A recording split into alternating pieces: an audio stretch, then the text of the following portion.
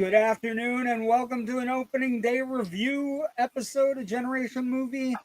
My name is J.W. Colwell. I am joined as always, and sometimes it's not Oh, always, but most of the time I was it's gonna say nearly always. nearly always. My good friend Rich Drees. I'm calling this episode the Smokestack episode, so let's just run with it. Let's talk about what I think is the best movie of 2025 thus far. It's high on my list. I love horror films, but I think this is one of those horror films. Sinners is one of those horror films that has so much going on that it transcends the genre. It is. I am not a big horror film guy, and I You are not. literally walked out of this film like an hour ago, and am still I can't wait to see it again, just because there's so much churning stuff through it. Yeah, it's amazing. I think what Ryan Coogler has done. And the thing is, the most interesting thing for me is these movies that are coming out now that start out one way and go another. The first hour of this movie could be Ryan Coogler's Goodfellas. It could be, you know what I mean? Like it could be like it's set in the Deep South, it's set in Mississippi, a Delta. These two brothers, twins, played by Michael B. Jordan, come back to the Delta after going through World War One.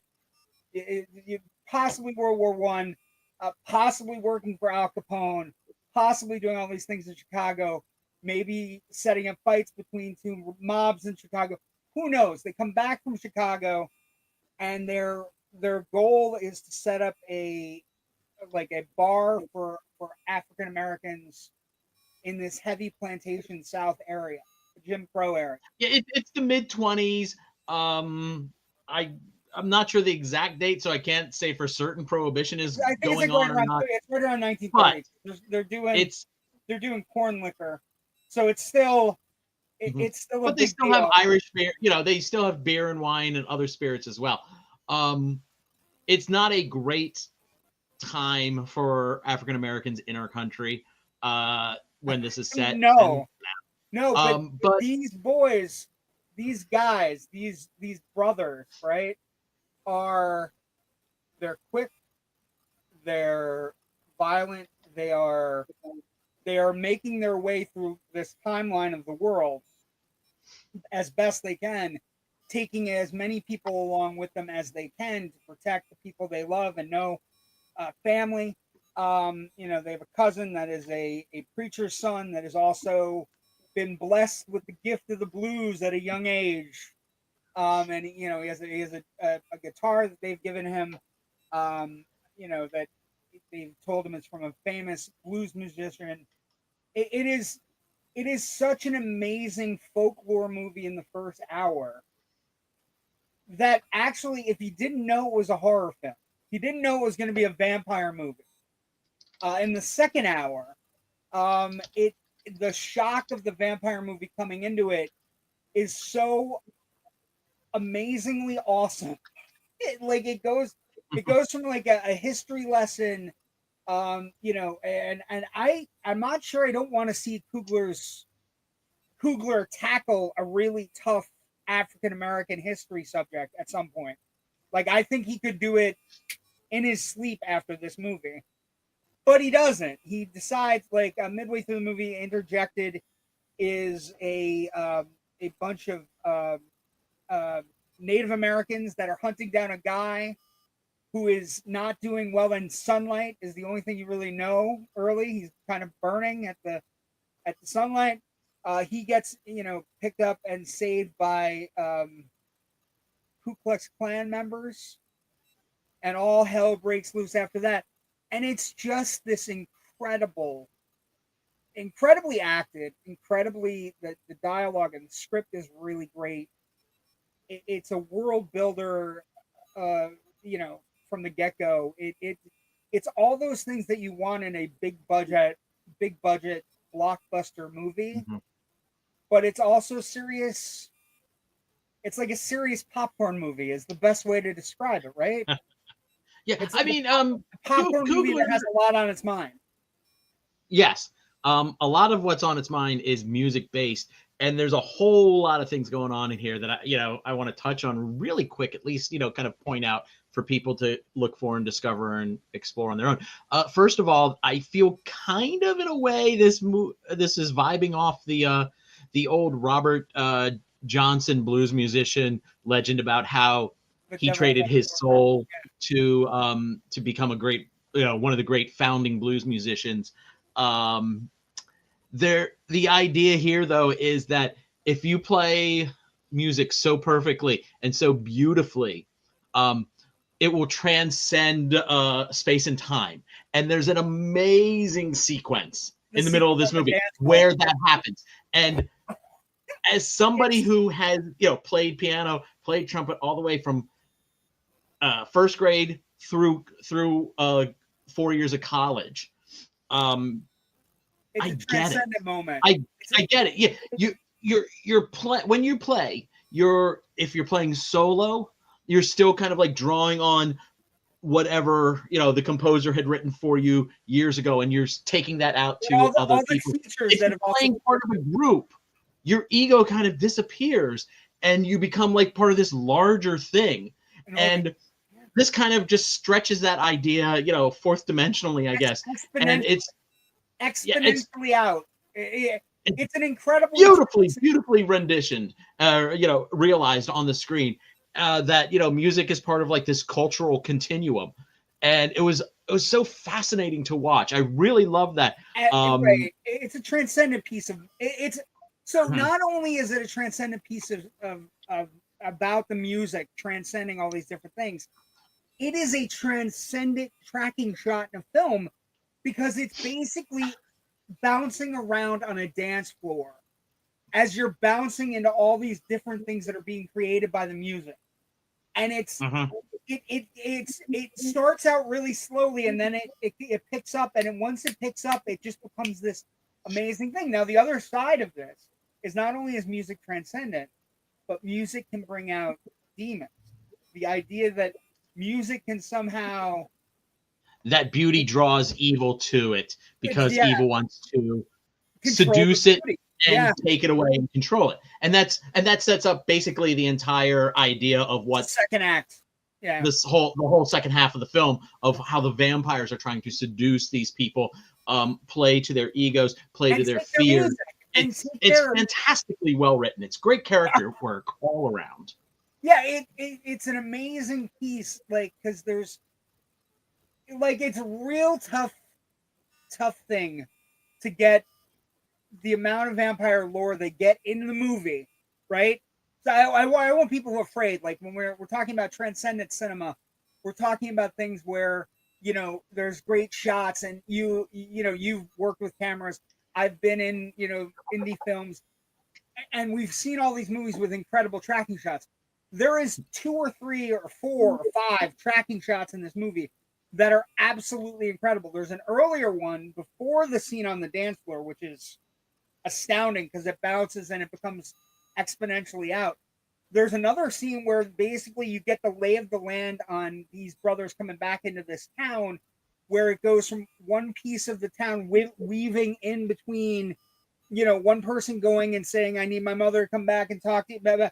And it's just this, it all flows with this incredible cinematography.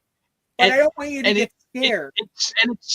And also that shot you're talking about, oh my gosh, basically sets up the idea of how this small town is segregated. How it works. Right. Yeah. How a non-white person can own 2 businesses that are essentially the exact same damn thing, but one of them has to cater to the white people and the other to the non-white. One is on the opposite side of the street. It's an incredible, literally, yeah.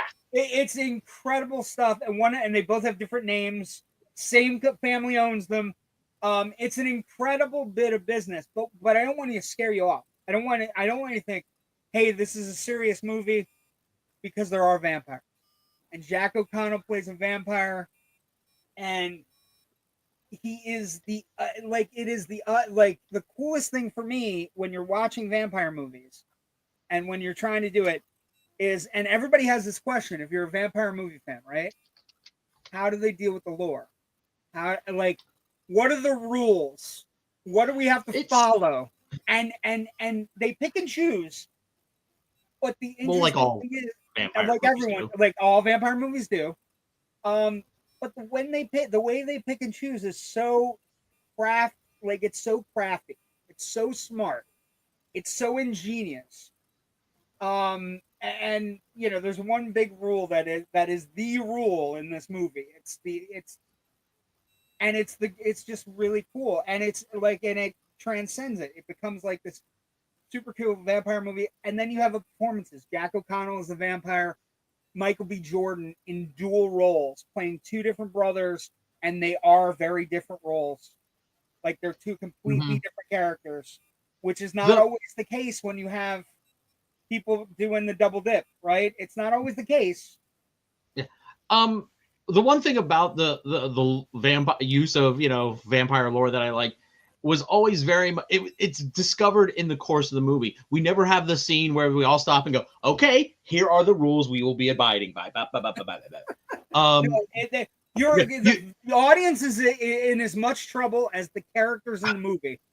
The audience is Mhm. the suspension of disbelief is so great that the audience is going, "Well, what if that rule?"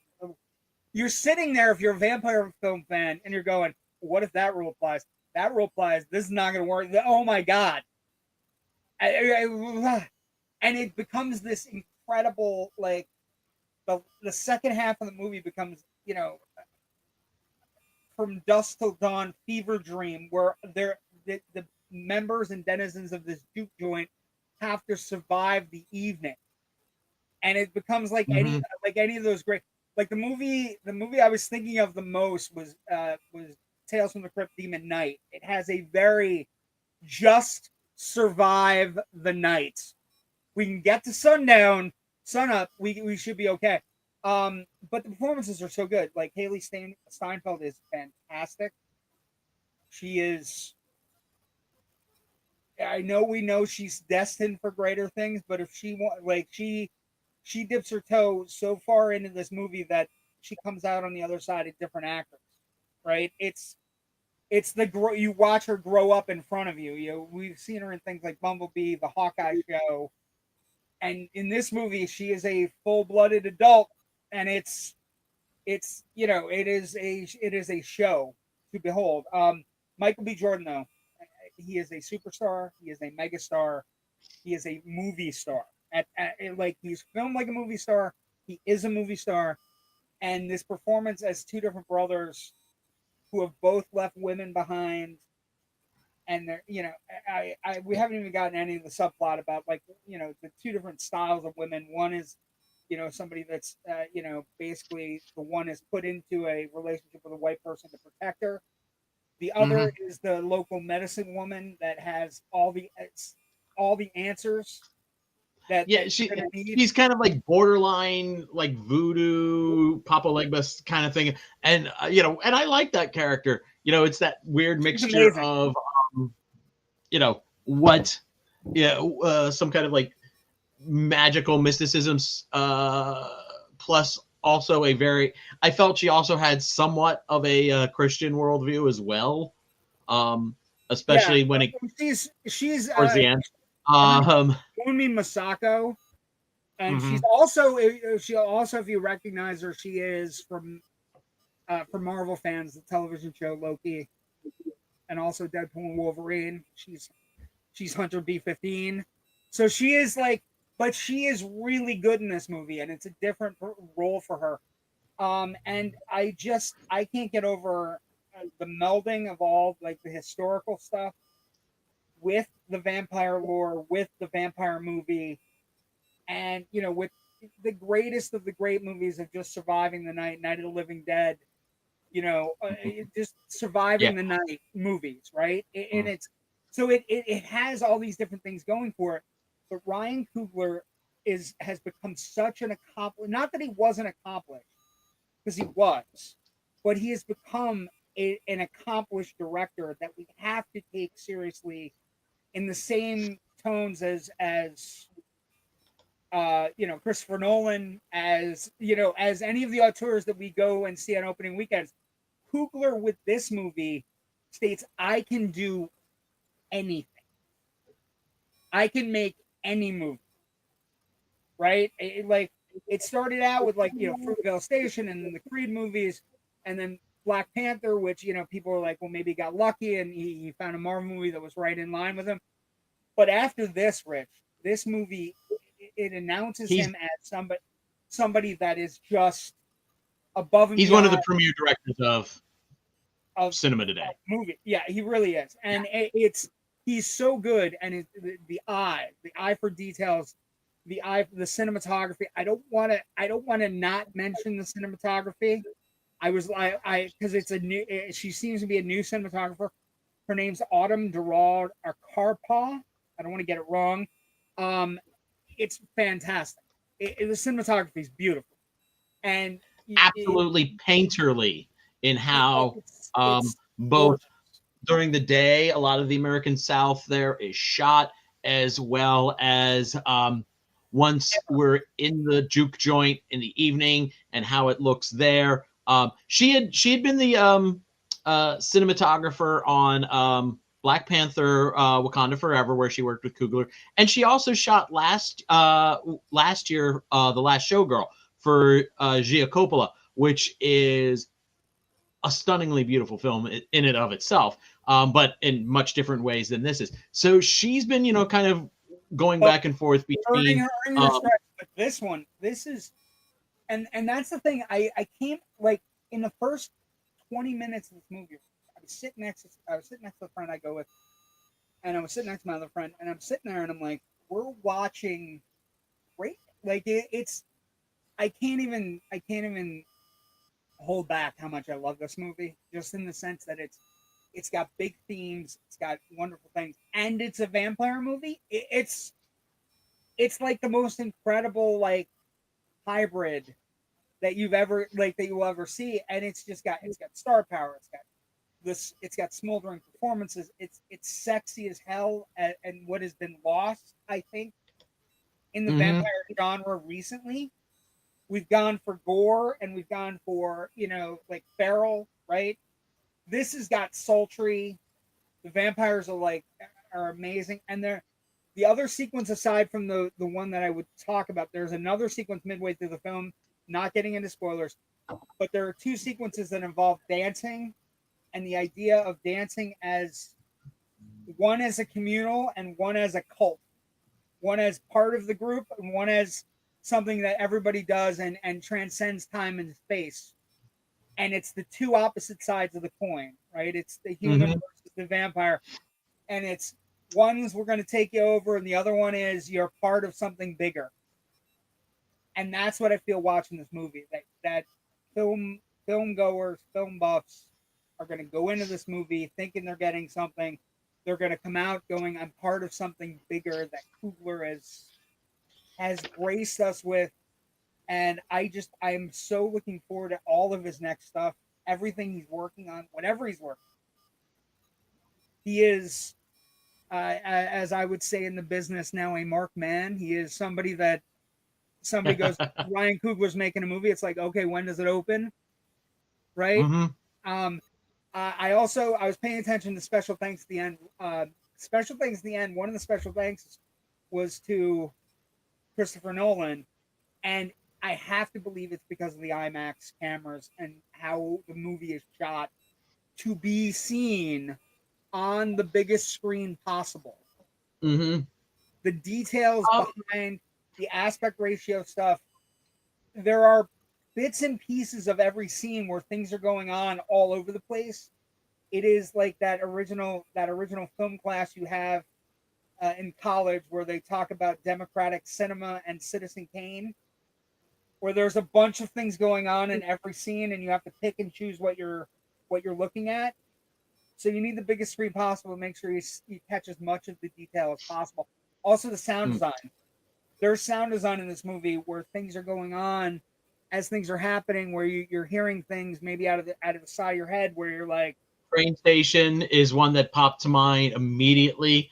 There's a lot of stuff going around in that soundscape, and you're there. You are yeah, at that train station. it's so detailed, so amazingly wonderful. Um, it's one of my I think it's the best movie of the year thus far. I don't know, I don't know what we're gonna get as we progress towards everything. But this is Well, one of those movies that I think transcends we, so much. I mean, we have, okay, a couple of big blockbusters I know we're looking forward to. We also Yes, have an Avatar film. We have stuff from both of the Andersons, Paul Thomas and Wes. yes. We have a lot of fun stuff coming this year. But I But can't this is going to be that's one not I'm going to be at least. This is at least the measuring bar that I'm by going to be everything using else. for a Everything lot else. of stuff coming in the next 6 months, 7 Well, months. and I can't imagine a world where it's not one of the 10 best movies of the year, right? I can't imagine a world where it's not in the running. Or I know it's early, Mm-hmm. but it's one of those movies where the other thing about it is it's not like it is a traditional, African American folklore history movie, but I don't think it's just for African Americans. I think it's for everybody. I think it's the kind of movie that you could all get behind because the twins are characters that even though they're gangsters and Mm-hmm. bad guys, they have served their country, and you are rooting for them to get their juke joint off the ground, especially when they're dealing with the Klan. And like there are so many things to be rooting for them. Even though they're both incredibly hardened guys, right? I mean, Mm-hmm. one's less hard than the other. But I was just so mesmerized by this movie. I was first 10 minutes. I was like sitting there going, I feel like I'm watching something special, and that doesn't Yeah. happen for me a lot. I don't know if it happens for you a lot, but it doesn't happen for me a lot. Probably not really a whole lot every now and then because sometimes I'm just watching stuff off the beaten path that's been made available to me. Yeah, But something as mainstream as this, in terms of like a release and everything, um, it, most mainstream films and even the ones that I do like and give good reviews to, I don't think they're working working as hard or operating on this kind of a level that Coogler is doing right here.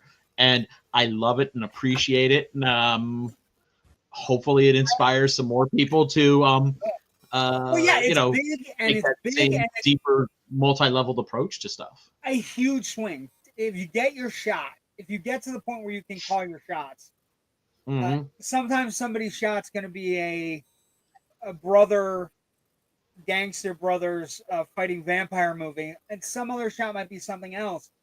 But he's taking a big swing, and we don't get a lot of big popcorn movie because it is a popcorn movie at its core. It is a popcorn movie with a conscience, a popcorn movie with a mind, a popcorn movie with a heart and a soul that's beating as loudly as the vampire hearts are not beating. You know what I mean? Like it's just this incredible. I was just so impressed. I love the fact that the audience is there working with the characters, going, "Hey, these are the rules. No, that might not work. No, oh God, no, don't do that." Mm-hmm. And we had people yelling out in the audience, like we had people like screaming and just like oh no, like I can't believe that guy's Oh, there was one point, and I think it was um when something happens that reveals one of the rules that a vampire lore that this movie is operating with. When one of those things happened, I literally said, "Oh no!" I said out loud, "Oh no, this is not going well." Well, that's the thing. And Like I tried to. I hope I kept that spoiler free as possible. I think that was pretty good. I think that was pretty good. I think the most interesting thing is But you know again, exactly what I was talking I know exactly what you mean because about. I do think I also think this is one of the first movies this year that I'm gonna go see in a theater again. 'Cause I want to see it with an audience. I want to see it on a big screen. I want to see it. I saw it in Dolby last night, and it was incredible. I think I'm gonna go back to the IMAX later this weekend and see it again, just because I want to see it on big, like the way Coogler shot it, because it is shot in Yeah. IMAX cameras. So if you do have an opportunity to go see it at IMAX or something like that, that is the way it's meant to be seen. Last thing, 2 cutscenes. There's a long cutscene, a lengthy cutscene that is right after the first mid-credit scene, and then there's another scene all the way at the end that is may not be viewed as important, but actually in the grand scheme of things is kind of a beautiful, kind of like bow on this Grace incredible, note, yeah, a little grace note to a extend the little, musical metaphor here. right, a beautiful bow on a movie that kind of just brims with soul and music and horror, and the horror is great. Like, I see a lot of horror films. The horror sequences, they're ghastly. They are violent. They are everything you want in a full-blooded horror film. But it's a popcorn movie that has so much more on its mind. It got a couple jumps out of me, I'll admit. Oh, there's a decent cup. Good afternoon, Joe. Sorry we didn't get to you earlier. Yeah, I just think I think we're gonna look back on this movie as the movie that where Coogler kind of announces himself as, I'm thanking Christopher Nolan in the credits, but now I'm gonna be he's come into, I mean, every movie he's done prior to this has been either based on like a real life incident like Fruitvale Station, or IP like Creed or the Black Panther films. And I think this is kind of him announcing his own voice, free of those other things here. And it's a hell of a statement. It is a hell of a statement, and it's incredibly well done, and performances are great, and it's steamy and sexy and kind of cool. Like there's a lot going on in the juke joint. Mm-hmm.